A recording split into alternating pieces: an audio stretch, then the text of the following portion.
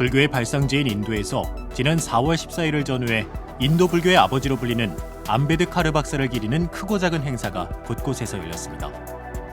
4월 14일은 바로 암베드카르 박사가 태어난 날이기도 합니다. 학계에서는 암베드카르 박사의 사상을 조명하는 학술 행사가 열리고 기념관이 새로 조성되기도 했습니다.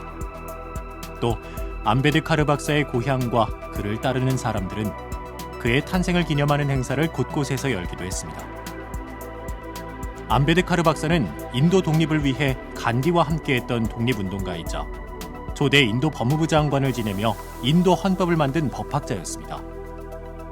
하지만 암베드카르 박사가 인도에서 존경을 받는 이유는 따로 있습니다. 바로 불가촉 천민이라 불리는 소외된 이들을 위해 헌신했고 이들을 멸시하고 차별하던 힌두교에 맞서 불교 개종운동을 벌였기 때문입니다. 1956년 10월 14일 암베드카르 박사는 인도 나그푸르에서 50만 명이 넘는 평민과 천민들과 함께 힌두교를 버리고 불교로 개종할 것을 선언합니다. 이 자리에서 암베드카르 22선언이 발표됩니다. 인간을 불평등하게 취급하는 힌두교를 버리고 불교를 받아들인다. 불교는 참된 종교다. 어제까지의 나를 버리고 이제 다시 태어났음을 인정한다. 부다의 가르침을 따르고 지키고 행동할 것을 맹세한다. 팔정도를 따른다. 십바라밀다를 따른다. 수십만 명이 모인 광장에서 힌두교와 카스트 제도라는 차별을 거부할 것을 선언합니다. 그리고 그를 따르는 천민들은 다 함께 그 서약을 반복하고 불자가 될 것을 서원합니다. 암베드카르의 불교 개종 선언이 있은 후 불교가 거의 사라졌던 인도에서는 500만 명이 넘는 사람들이 불교로 개종하는 신불교 운동이 일어납니다. 그러면 암베드카르는 도대체 어떤 사람이고 어떤 생각을 했던 인물이었을까요? 그리고 왜 종교와 신분을 막론하고 현재까지도 인도인들의 존경을 받고 있는 것일까요? 빔라우 람지 암베드카르. 암베드카르 박사의 원래 이름입니다. 그는 인도의 신분 제도인 카스트 제도의 최하층 계급인 불가촉 천민의 자식으로 태어납니다. 천민의 자식으로 태어난 그는 힌두교인들에 의해 극심한 따돌림과 차별을 겪으며 자랍니다. 학창시절 내내 천민 출신이란 이유로 그에게는 책상과 의자조차 주어지지 않았습니다. 그는 수업 시간에 교실 바닥에 지푸라기를 깔고 앉아 수업을 듣습니다. 그는 극심한 차별 속에서도 교육열이 높았던 아버지의 영향으로 인도 문바이 대학교 엘핀스톤 대학을 졸업하고 미국으로 건너가 컬럼비아 대학에서 경제학 박사 학위를 받습니다. 그리고 다시 영국으로 건너가 이번엔 런던 정경대학교 대학원을 마치고 그레이 법학원을 수료하고 변호사 자격을 받습니다. 박사 학위와 변호사 자격을 갖고 인도로 돌아왔지만 그를 기다린 것은 차별과 멸시 그리고 모욕이었습니다. 인도를 식민 지배하던 영국 총독부 공무원으로 임용되지만 거기서도 브라만 계급 출신 공무원들의 멸시 속에 공직을 그만두게 됩니다. 암베드카르는 변호사로 천민들을 위한 인권운동을 벌입니다. 1927년엔 힌두교 카스트 제도를 비판하기 위한 인도 전통의 만우법전을 불태우는 운동을 합니다. 그리고 천민들의 공용 식수 이용을 위한 법안을 만들어 통과시키기도 합니다. 인도 독립운동을 함께했던 마하트마 간디와도 카스트 제도 문제를 놓고 격론을 벌이기도 합니다. 간디는 독립운동을 했지만 불가촉 천민 문제와 카스트 제도에 대해서 암베드카르의 의견을 받아들이지 않습니다. 보수적이고 전통적인 힌두교의 입장을 고수한 것입니다. 그는 모든 차별을 인정하지 않는 불교 사상을 받아들이고 마침내 1956년 나그푸르에서 50만 명이 넘는 천민들과 함께 불교 개종운동을 이끌며 인도 신불교의 서막을 알립니다.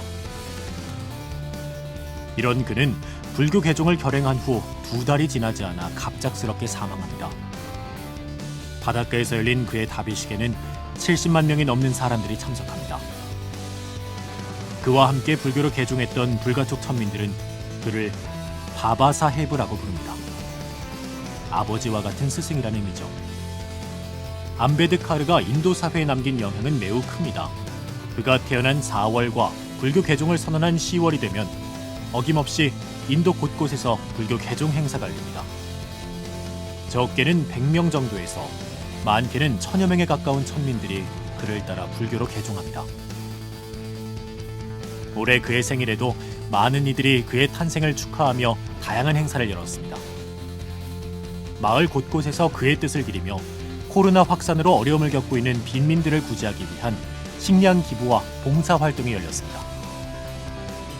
지난 2016년 열린 암베드카르 불교 개종 60주년 행사에는 우리나라의 법륜 스님도 참석해 토론에 참여하기도 했습니다. 현재 인도의 불교 인구는 1%가 채 안 됩니다. 수로는 900만 명이 조금 넘습니다. 하지만 암베드카르 박사의 영향력은 아직도 매우 큽니다. 2018년엔 인도의 수도 델리에 암베드카르 기념관이 문을 열었습니다. 암베드카르 기념관은 헌법을 상징하는 책을 본딴 외관에 아쇼카 석주와 산치대탑의 입구를 재현한 조형물로 장식됐습니다. 총 7,374평방미터 부지에 세워진 기념관은 테마가 있는 정원과 전시실로 꾸며져 있죠. 정원은 산치대탑의 아치를 모티브로 한 조형물이 세워져 있고 구석에는 보살의 범종이 봉안되어 있습니다. 부처님의 깨달음을 상징하는 보리수나무와 봉발형 석탑도 조성됐습니다. 입구를 들어서면 암베드카르 박사 동상이 서 있습니다. 짙은 파란색 양복을 입은 암베드카르 박사가 로봇으로 재현돼 연설하는 장면을 연출합니다. 복도를 따라 아래층으로 내려가면 간다라 양식으로 조각된 2.5m 크기의 불상도 봉안되어 있습니다. 불교 개종을 선언했던 나그푸르에도 암베드카르 기념관이 있습니다. 50만 명이 넘는 사람들이 불교로 개종했던 사건을 기념하는 기념관이죠. 보통 딕샤부미라고 부릅니다. 불교로 개종한 땅이라는 의미입니다. 부처님의 유고를 모신 산치대탑의 모양을 본땄습니다. 이곳에는 암베드카르가 선언한 22가지의 서약이 비석에 새겨져 있습니다. 뿐만 아니라 델리, 뭄바이, 럭나우 등 곳곳에는 암베드카르를 기념하는 공원과 동상이나 기념비가 셀 수 없이 많습니다. 그의 삶을 조명하는 영화도 아직까지도 계속 만들어지고 있습니다. TV 드라마도 많이 만들어집니다. 인도 인구의 80%는 힌두교도들입니다. 숫자가 줄고 있긴 하지만 아직도 막강한 수를 가지고 있습니다.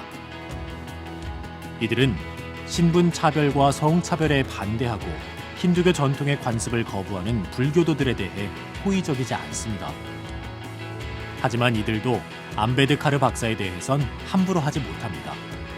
그만큼 그의 사상과 삶이 보여준 울림이 크기 때문입니다.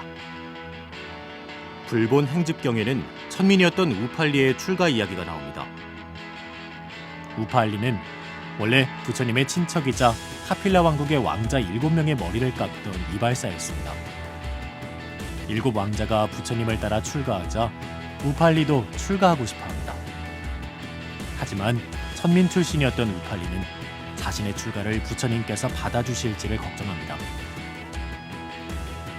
부처님께서는 7 왕자와 우팔리의 출가를 모두 허용합니다. 그리고 계를 주면서 우팔리의 이름을 가장 먼저 부릅니다. 천민이었던 우팔리를 7 왕자의 이름보다 먼저 불러 계를 준 것입니다. 계를 받는 순서대로 사형 사제지간이 됐기 때문에 우팔리는 졸지에 7 왕자들의 사형이 돼버린 것입니다. 부처님은 계를 주고 난 후 이렇게 말씀하십니다. 신분과 귀천은 없다. 계를 받는 순서도 예를 갖추기 위해서일 뿐 인연에 따라 몸이 만들어지고 흩어진다. 몸은 무상한 것이어서 나라고 고집할 만한 것이 없다. 법과 유를 따르고 교만하지 말라. 암베드카르 박사가 인도 현대사에 남긴 흔적은 부처님께서 불본 행집경에서 하신 말씀과 정확히 일치합니다. 불교는 신분과 계급, 성별, 빈부에 따른 차별을 인정하지 않습니다. 모든 것은 그의 행동과 그의 삶이 귀천을 나눌 뿐 태어나면서부터 정해진 것이 아니라는 거죠. 불교의 발상지였지만 불교가 사라진 땅, 인도. 그곳에서 불교는 다시 싹을 틔우고 있습니다. 그리고 그 중심에 암베드카르 박사가 뿌려놓은 불교의 씨앗이 있습니다. 세계 불교는 지금 지난주 암베드카르 박사의 생일을 맞아 그의 삶을 기리는 행사가 이어졌던 인도 불교에 대해 알아봤습니다.